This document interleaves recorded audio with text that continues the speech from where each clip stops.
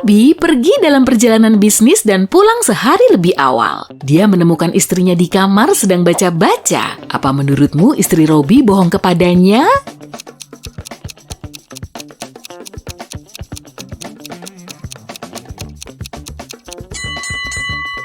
Iya, pakaian istrinya terlalu berlebihan untuk baca-baca di malam hari. Dia juga tuh ada kaki seseorang di bawah ranjangnya. Sekarang tugasmu adalah putuskan mana dari dua orang berikut yang bersalah. Ini yang pertama. Intan dan Elisa nggak bisa renang musim panas ini, akhirnya mereka putuskan untuk belajar renang. Intan pergi ke sungai di dekat rumahnya, Elisa pergi ke danau dengan teman-temannya. Mereka berdua meloncat ke air sendirian. Siapa yang terancam bahaya lebih besar?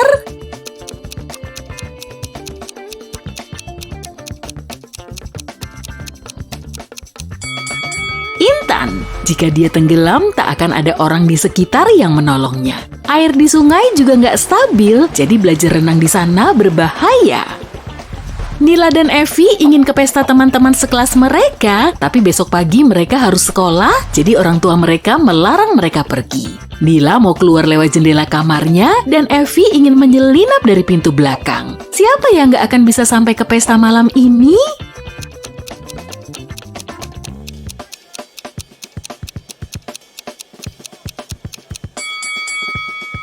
Evi yang paling mungkin gagal. Tindakan Nila cukup berisiko, tapi mungkin dia bisa berhasil. Ibu Evi ada di pojokan lagi baca-baca. Dia pasti akan ngelihat putrinya menyelinap. Hesti dan Anita berencana mau ke bioskop dengan teman-teman mereka malam ini. Sementara itu, mereka lagi menikmati hari yang panas. Siapa yang bakal gagal ke bioskop?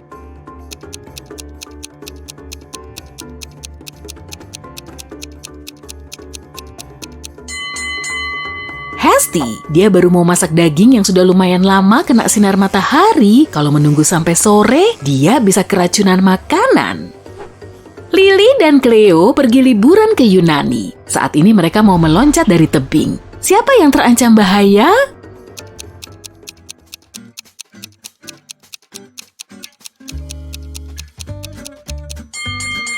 Lily, ada bebatuan di bawah tebing tempat dia mau meloncat. Nova menyuruh putrinya tinggal di rumah dan belajar, bukan pergi ke pesta ulang tahun teman-temannya. Putri Lily harus tinggal sepanjang hari di kamar, bukan pergi ke bioskop. Para remaja itu turun untuk makan malam jam 19. Orang tua mana yang nggak nyadar kalau dibohongi?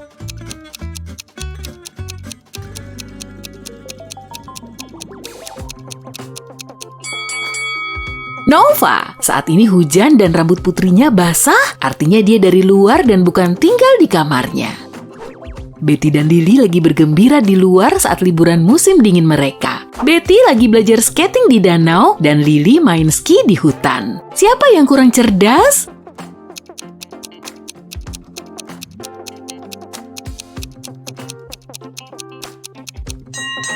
Betty, es di atas danau retak dan di sekitarnya nggak ada orang yang bisa menolongnya. Willy dan Dani lagi berkendara ke tempat kerja, mereka sudah sangat terlambat. Siapa yang melakukan kesalahan besar?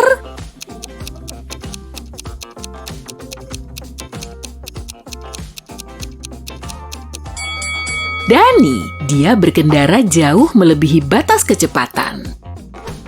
Seluruh uang dari bank kota dirampok di siang bolong tanpa diketahui siapapun. Ruang tempat penyimpanan uang ditemukan kosong melompong, kecuali sebuah catatan bertuliskan 7718. Polisi menahan 3 penjahat paling kenamaan di kota itu, Bill, Donnie, dan Alex. Masalahnya mereka nggak tahu yang mana perampoknya karena nggak menemukan satupun sidik jari. Apa keputusanmu, detektif?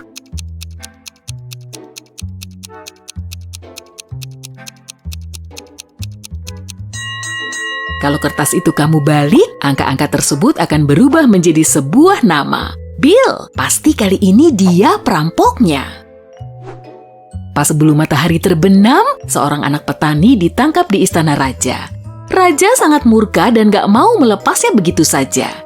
Dia suka semua jenis teka-teki dan memberi kesempatan bocah itu untuk lolos. Raja bertitah, bocah itu boleh keluar lewat pintu manapun dari ketiga pintu yang ada dan kalau tetap selamat, dia akan bebas. Di balik pintu pertama ada periuk besar berisi air yang baru mendidih di pagi hari. Di balik pintu kedua, ada 3 singa lapar. Di balik pintu ketiga, ada kebakaran yang mengamuk. Bocah itu memilih dan berhasil lolos. Pintu mana yang dia lewati?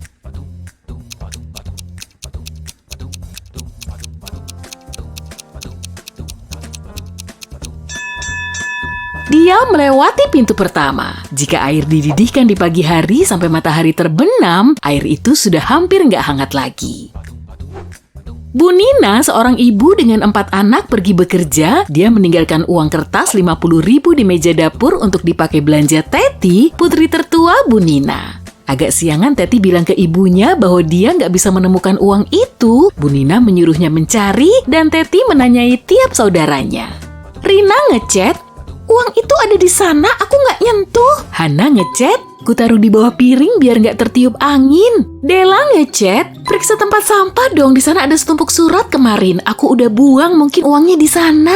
Siapa yang mengambil uang itu?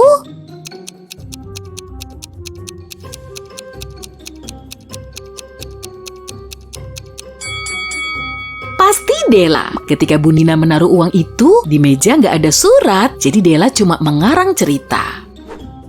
Ruri dan Oti melewatkan musim panas mereka di pedesaan. Mereka suka jalan-jalan jauh dan menjelajah lingkungan. Suatu hari mereka menemukan hotel terbengkalai dan berjalan masuk. Semua yang di sana hancur dan pecahan kacanya berserakan. Tadi mereka berfoto beberapa kali dan saat ini sedang melihat foto-foto itu di rumah. Salah satu dari foto-foto itu bikin mereka takut. Foto yang mana dan kenapa?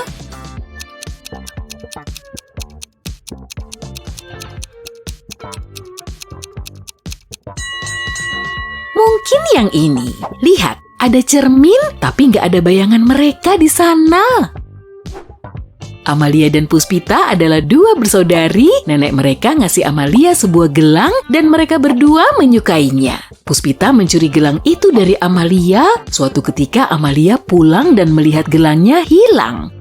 Dia mengetuk pintu kamar saudarinya, lalu Puspita membuka pintu, tapi begitu melihat kalau itu saudarinya, Puspita menutupnya. Sebentar kemudian Amalia masuk dengan paksa ke kamar itu dan mulai menggeledah untuk mencari gelangnya. Tapi Amalia nggak menemukan dimanapun. Dalam perjalanan keluar, dia ingat sesuatu dan berhasil menemukan gelangnya. Di mana coba?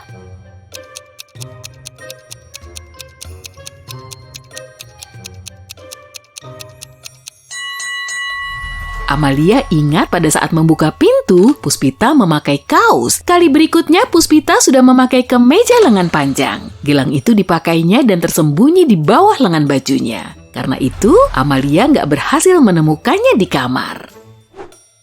Penny terjaga di sebuah penjara bawah tanah. Dia nggak tahu apa yang terjadi, tapi ada sebuah pintu. Penny mencoba membukanya, tapi terkunci. Ada 3 tombol. Di tombol 1 ada 3 lingkaran. Di tombol kedua ada sebuah segitiga. Di tombol ketiga ada sebuah segi 4. Dan 1 tombol akan membebaskan dia. 2 tombol lainnya akan mengunci pintu untuk selamanya.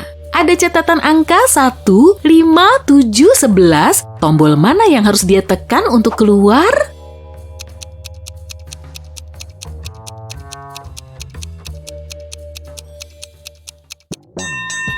Mungkin kamu melihat sebuah jam pas di atas pintu dan ada alasan kenapa jam itu di sana. Jika kamu tarik garis penghubung antara angka 1, 5, 7, dan 11, kamu akan memperoleh angka berbentuk segi 4. Jadi Penny harus menekan tombol bergambar segi 4.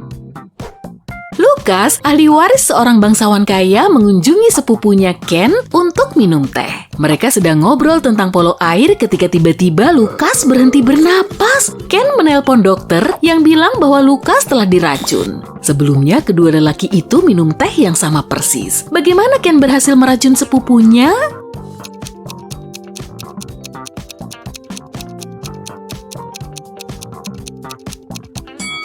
Racunnya pasti ada di cangkir Lukas. Saat bibirnya menyentuh cangkir itu, mungkin dia menjilatnya.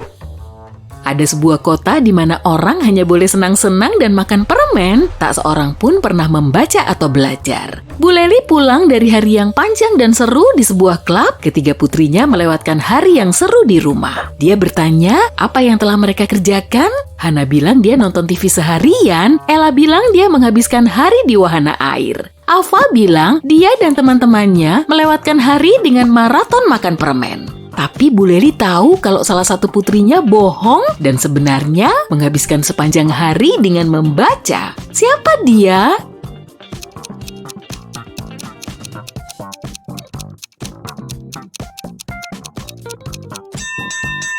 Hana, lihat baik-baik buku-buku di mejanya ya. Kebanyakan jilid dan bukunya sempurna, tapi jilidan yang satu ini menekuk. Jadi, tadi Hana sudah membacanya.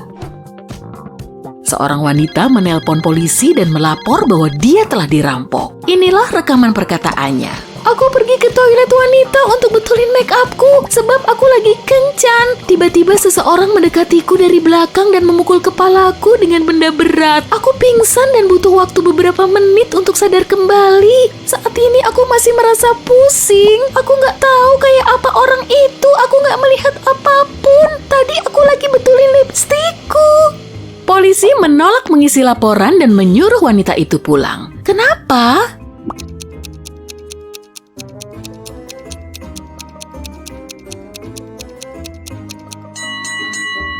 Jika wanita itu sedang betulin lipstik, pasti dia melihat cermin besar yang ada di tiap toilet. Tak seorang pun bisa mendekatinya dari belakang tanpa dia ketahui. Mungkin dia bohong dan cuma ngarang seluruh cerita itu.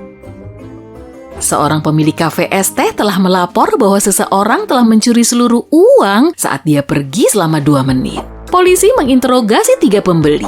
Tata, seorang remaja, bilang bahwa dia sedang mendengar musik dan sibuk dengan urusannya sendiri. Carlos, seorang pria parubaya, bilang dia baru saja tiba beberapa menit sebelumnya dan gak melihat apapun.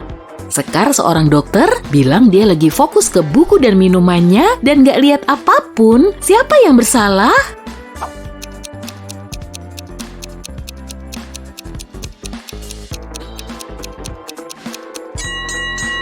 Carlos bilang dia baru saja datang, tapi lihat, es dalam minumannya telah meleleh tuh. Dia pasti sudah di sana lumayan lama, bukan cuma beberapa menit.